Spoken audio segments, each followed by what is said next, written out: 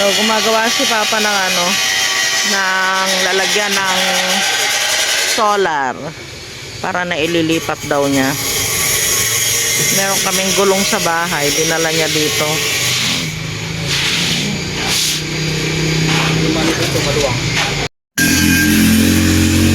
Ayun, paulan na naman guys. Umulan kanina, lumilim sila.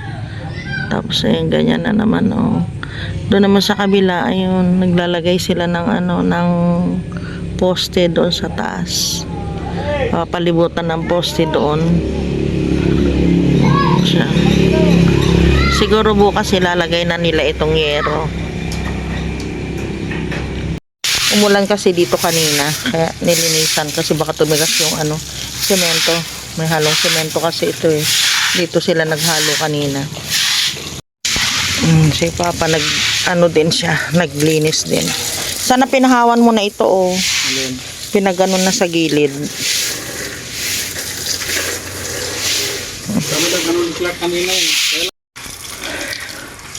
Ang dilim ng langit Tara na. Yung matimba ninyo, nangit na na yung kwan. Yung hindi na okay na yung timba, inano na nila. So, okay guys, uuwi na ang mga person, bukas na uli. Bukas na ulit. So, ayan yung magiging yero natin, kulay red. October 31, February morning. Good morning guys. So, itinutuloy namin yung mga trabaho dito. Ayan, ito mataas na yung kahapon. Ito yung flooring niya. Si foreman, ayun, naglalagay na siya ng biga doon sa taas. Tapos ito, kukumplituin na nila doon sa gilid. Yung malapad na yan, lalagay nila dito sa gilid. Hindi ko alam sa nepa yata ang tawag dyan. Parang nandun sa harapan. Ayun, yan. Ganyan. Tapos doon sa kabilang gilid, yun yung nilalagyan nila ngayon. So naputulan na nila yung mga bakal dito, kala ko hindi nila mapuputulan naputulan na. Tapos ito tutuloy nila. Ayun, natanggal na nga pala yung poste doon. Hindi naman siya poste, may poste kasi dyan para lang tumibay. Kinonekta nila doon sa taas. Kasi meron namang poste dito sa kabila. Ito talaga yung poste nitong bahay.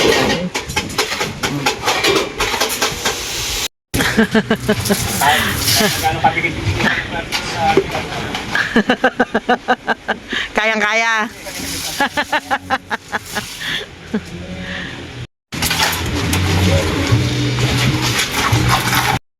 Ito yung natapos nila ngayon guys. So, ayan, natambakan na nila dito. Pero kulang pa rin yan kasi ito kailangan pati ito matatabunan din kasi ang ang flooring niya diyan. Tapos ito ang flooring nito mas mataas siya ng konti dito. Mga ganyan. Dahil CR yan. Tapos pinalagyan ko din ng ng bintana. Ayan, ito yung bowl, tapos doon naman yung yung drainage. Tapos dito yung shower ni Clark.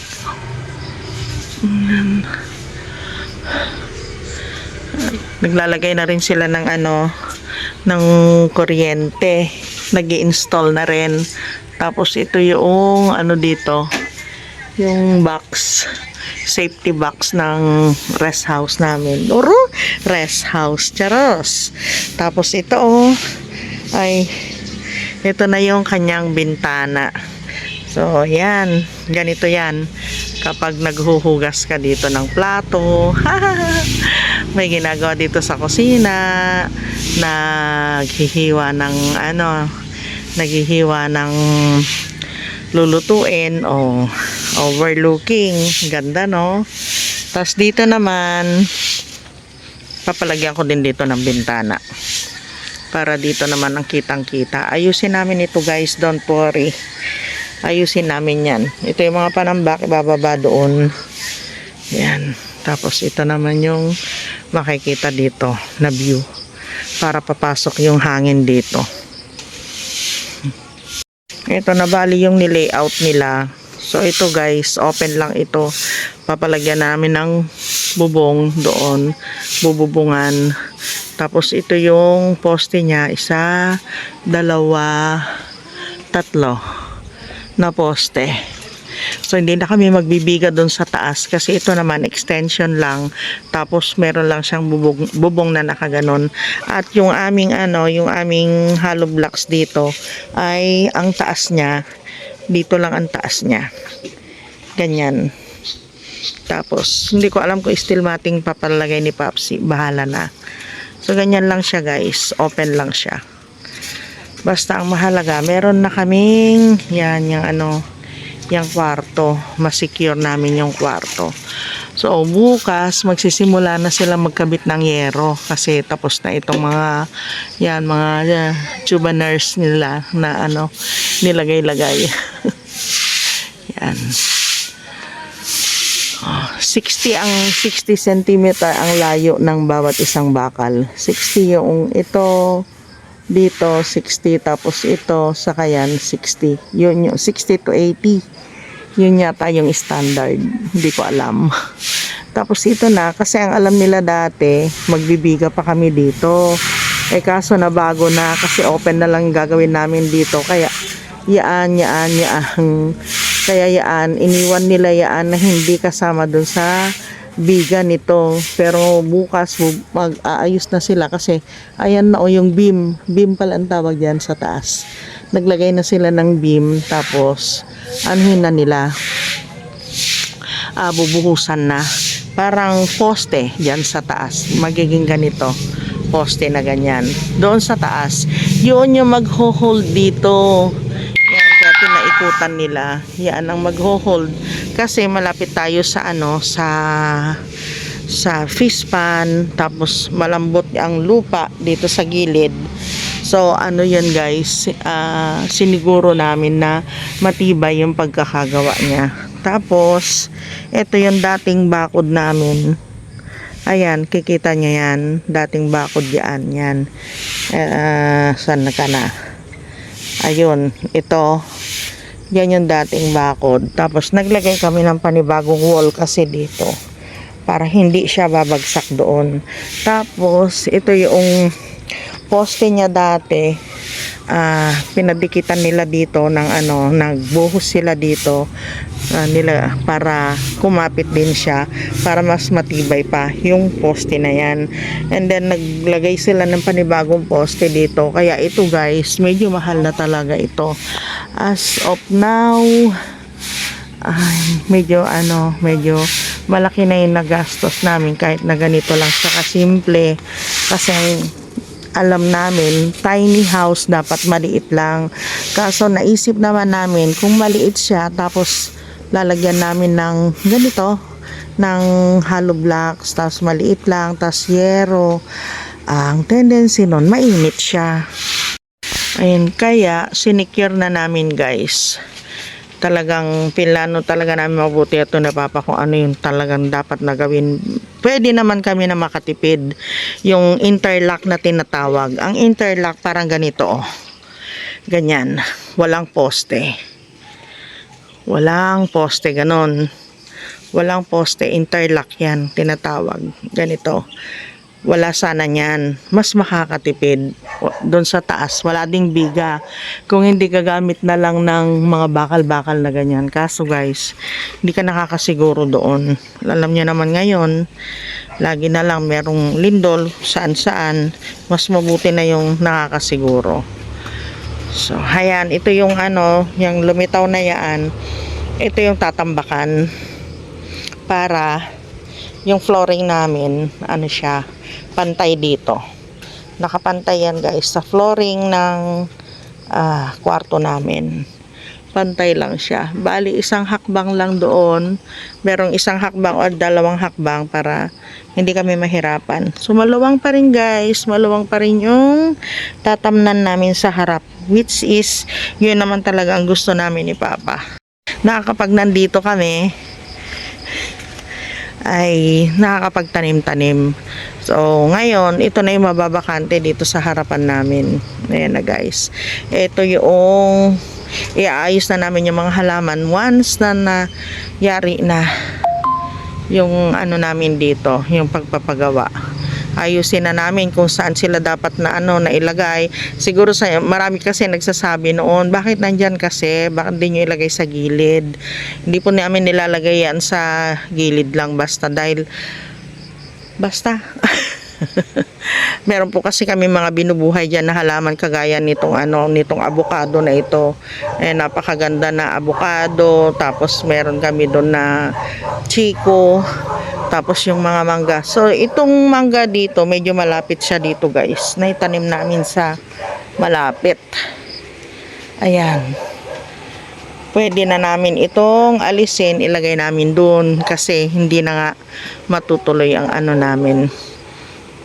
Yung tindahan namin dito final na, hindi na, sabi ni Ate Cheng, sabi ni Ate Cheng ayaw niya kaming ma-stress, gusto niya mas relax na lang kami ni Papa niya. Thank you Cheng. So ayan, hindi na matutuloy yun guys, pero ito kasi dito sa tabi namin gusto nila magkaroon sila ng privacy, kaya nilagyan nila ng ng harang. So kung may sana, may matitira pa sa hollow blocks namin, namin dyan, lalagay namin. Or baka steel matting, ganun. Tapos lagyan na lang ng mga halaman. So ayan guys, nakakatuwa. Mahaba pa, maluwang pa itong harapan namin. Marami kami maitatanim dito ni Papa. Kaya huwag kayong mag-alala, malapit na maayos na namin itong namin, itong munti naming paraiso. Alam nyo, kahapon nakakatawa. Kahapon nung nakaraan yung last na nag-deliver sa amin, sabi niya, ano po ito, grocery? Kasi malaki itong bintana, grocery daw ba ito? Sabi niya. Sabi namin hindi, bahay to, tirahan. So ayan guys, ang ganda na naman pag nandito ka. Na-imagine ko yung nakahiga kami dito, tapos tatahol yung aso. So alam mo na, kung may tao makikita mo kaagad. Kasi yung namin, yung kwarto namin dito, nakatapat sa sa gate. So ganyan siya guys, tapat na tapat ng gate. Dalawa yan, ito naman yung isa. Actually, meron kaming bintana kasi doon sa bahay yung inalis namin. Ganito siya kalaki. Kaya, ganyan din kalaki yung sukat na pinagawa namin. Para dito na lang namin ilalagay. Yan, dyan. Konti na lang. Tapos, meron na yung mga namin dito, mga solar namin. Ha? Mga solar namin. Yun, yung bubuhayin ni Papa. Isa yan. Tapos, yun yung isa. Malaki din yan. Ito yung mga una namin nabili ng mga solar. Ang hirap na maghanap ngayon ng legit na solar. Ito, ilang taon na ito. 3 years na yung mga solar na yan. Yan. Yan ang ilalagay ni Papa dito sa mga ginawa niya. Ayun. Ito na nga pala yung mga mga PVC pipe namin, naka-ready na para sa tubig pa. Sa drainage. Oo, para sa drainage namin yan. Yung sa tubig, kompleto na rin kami. Meron na rin. Tapos yung pintura, para dun sa bubong, sa mga bakal dun sa bubong, kompleto na rin kami. Ayan. Nagigisa na ako guys. Umuwi muna kami. Ganito kami pagtanghali, umuwi. Minsan, di pa kami nakaluto. Magluluto muna. Ganun lang, syempre nagpapagawa ng bahay, kailangan bantayan kasi hindi po pwede na bahala na sila doon, kailangan na nakabantay kami. Lutuin ko yung meron nabili kanina si Papa na oyster mushroom, lulutuin ko siya, gigisa ko lang sa tuna, tapos lalagyan ko ng repolyo. Asan na? Asan si Clark? Andon sa mga tuta?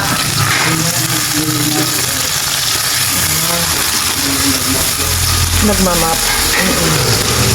Ganito kami guys, pagdating namin dito sa bahay. Kanya-kanyang trabaho, kakain ng mabilis, tapos silang dalawa, pupunta na sila kagad, babalik na. Tapos ako, magpapahinga. Sinama ko na yung sabaw, ang ingay, diba? Ayan. Saka yung oyster mushroom. Buti may nabili ka nito, mahal.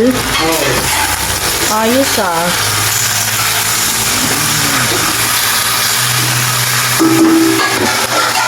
Naglagay na ako ng paminta sa asin. Medyo may medyo may katigasan itong oyster mushroom, kaya lutuin ko muna. Saka panghuli ko nang ilalagay yung repolyo. Okay na yung timpla guys. Okay na rin yung sabaw. Magsasabaw pa naman itong repolyo.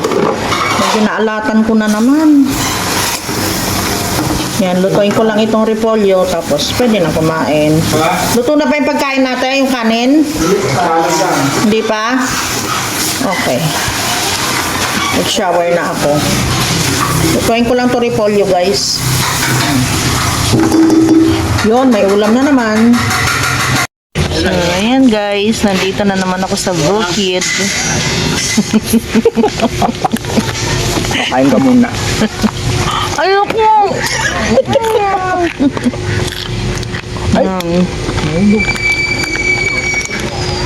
Nakabit na yung bubong. Ayan, nagkaroon ng problema sa bubong. Hindi eskwalado.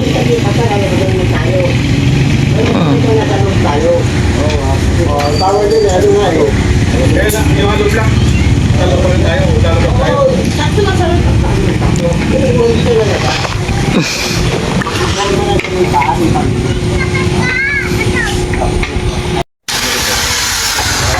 So dito naman tayo ngayon. Kung anong problema dito? Yan. Maraming problema dyan. Yan yung personal natin. Alin? Ay, ito. Ang dante? Ha? Oo. Yan. Apat. Daw. Leader ka na dyan, ha? 3 lang ba sana? Hindi, nasa sa'yo naman. Dapat 3 lang, eh. Masyadong malaki ba? Pag 4? Taas. Gusto ko kasi yung yung hangin. Nasa sa'yo yan. Wala problema yan. Ikaw naman ang titira dyan. Naman ako. Yun lang. Hindi, totoo na ba yun? Kanina na ako gusto ko nga yung hangin, di ba? Ay, ito naman si Ay.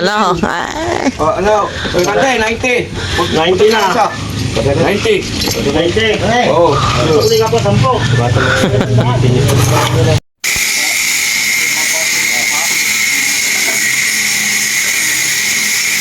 Pabuka yung bakod eh. Yan.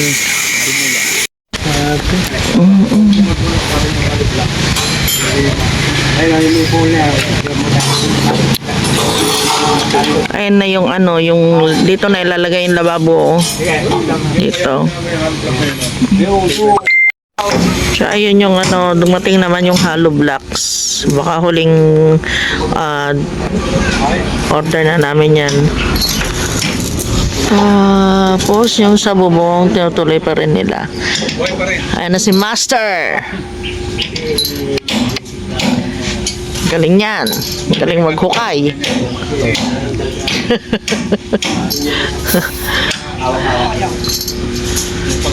So, natapos na yan. So, ito guys, bumili nga pala kami ng ng bayog. Hindi yan kawayan yung isa, bayog. Mas matibay yung bayog. Tapos bibiyakin niyaan. Ganon. Papatong dito. Hindi na siya magbabakal pa? Ha? Hindi na babakalan May bakal yan. ba't may ganito pa? Pangilalim lang, pang sapo. Pang sapo. Sasapuhin yung yung halo. Di ba mayroong lalagyan ng yero kanyo? May yero pa rin sa kaya. Mm. Kasi mabigat yung halo. Mm. Pag nilagyan mo ng halo, sila sapo. So, ayan na guys. Tapos yung andito, yan na bali magiging bintana. So, yan na lang guys. Ito, tapos yun, Diretso. papakulong namin yan. Diretso na lang yan. Madali na lang ito kasi isang diretso na lang na ganyan. wala na siguro, ano na lang namin to papuploringan kung kaya pa ng budget namin. Tapos poste, may isang poste dyan, isang poste dito, isang poste dun sa dulo para matibay siya. Yun, kahit na rest house namin ito, yun, pwede nang tirahan ni Ate Cheng pag uwi niya. Sa Pispan, malambot ang Oo, lupa. malapit sa Pispan, malambot ang lupa. Kapag meron silang natitirang halo, sabi ko doon nila ilagay sa gilid ng sa may Pispan. Kumapit. Oo, ayoko nga dito ito ipalagay tinuloy naman nila. Doon ang gusto ko. Para siya, para makapit. Makapit. Ano ito mga na yan, pinag-anuhan nila na yan? Sa ating Yung nandoon sa bahay. Ayun, una naman yung pinaghaluan. Kailangan anuhan mo ng tubig, sprayhan mo ng tubig. Ayan. Tapos ito, matatapos na yung paghuhukay yun mula doon hanggang dyan. Matatapos na. Ito yung mga poste na ilalagay. Tapos ito din yung mga gagamitin sa ay papa. So ayun guys, ubusin lang namin yung mga materyales na binili. Ayan. So ito parang meron pa sila i-deliver. Tapos yung mga hollow blocks andito na. Dito namin pinalagay kasi mahirap na kunin doon sa bahay. Good morning. Hindi ka pwede, di ba sabi mo tulong-tulong? Oh. Talaga pulong-pulong. Diba? Isa lang yan. Kasi kailangan mo kasi kadaming alalay. Tumulong ka dun. Mamaya ka na magdala hakot. Ano? Alalay, kadaming dulalay. Isang kakunti yung Bakit tatanggalin. damay-damay? Kakunti yung tatanggalin eh. Damay ko talaga kayo. Dadami kasi sakit ng ulo. Nileregla pa yan. Doon. Yung Yan, gigibain na yung dapat nakitag daw eh. gigibain na yung kubo. O, alisin. Ay, may pabigat kasi Ayun Asa mo yung tubo lang na yan? Ito? Ayer pala. O, sige. Dito na ito. Hindi, may pabigat sa gitna. Ayun yung Diretso pa rin. Iliga mo lang.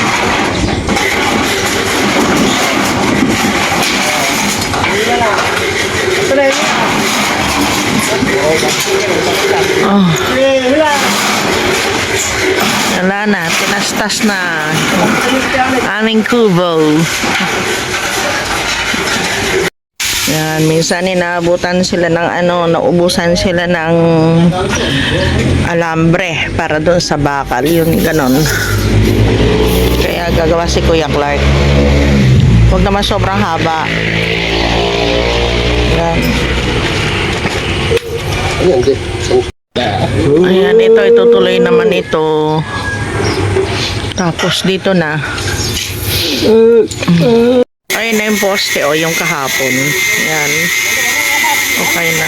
Ay, pati ba doon sa loob binuhusan? Doon kay Gab. Wala. Ayan na yung pino na buhangin. Kahapon yan in order. Buti na lang diniliver kaagad ngayon. Tapos yung hollow blocks. Yan. Yan yung mga mga huling order namin.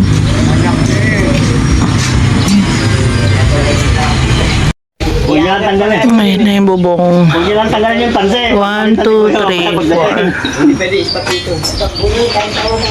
So ayan, inaayos na nila ito para makulong. Ang plano ko guys, papakulong ko muna ito. Yan.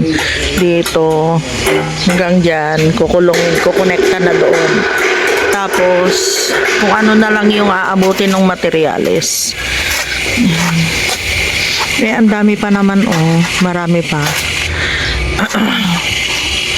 Yan, yung yung CR, inaayos na nila yung flooring.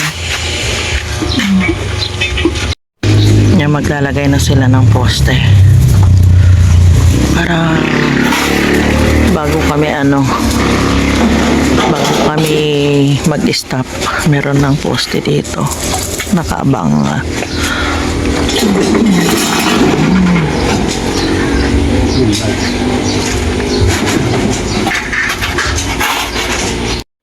Ayun, nagtatayo na naman ng panibagong poste.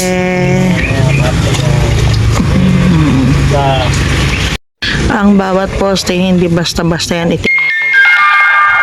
Yan, kailangan din huhulugan, tapos kailangan na nasa tama na posisyon bago nila lagyan ng semento bago buhusan. So matagal din yan guys na ginagawa. Kailangan dalawa din yung gumagawa dyan. Ayun, kita niya ginagawa ni Foreman yun. Nuhulugan para makita talaga kung tuwid. Tapos nakanivel yan. Ito yung mga ginagamit nilang mga tali, mga tansi ang tawag dyan. Ninibel nila para kapag nagbububong, magyayero, hindi nahihirapan. So, after lunch na ito, ayan na. Tinutuloy nila yung kaninang umaga. Dalawa lang yung kinuha ko, Hal. Di pa, pinending namin yung isa. Tawag na lang daw uli. Kasi wala nang paglalagyan eh. Oo. Oo nga. Kaya saan yung mantika? Yun. Taas na.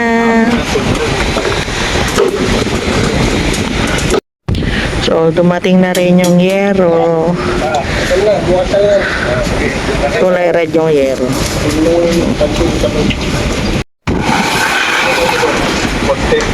Tignan mo, Clark, kung lulundo sa ilalim So, dito naman tayo. Tingnan natin yung ginagawa sa bubong. Ay. Ano pala sila? Yan. Kala hindi na tumulak din. Yan. Ito na yung bubong. Yan.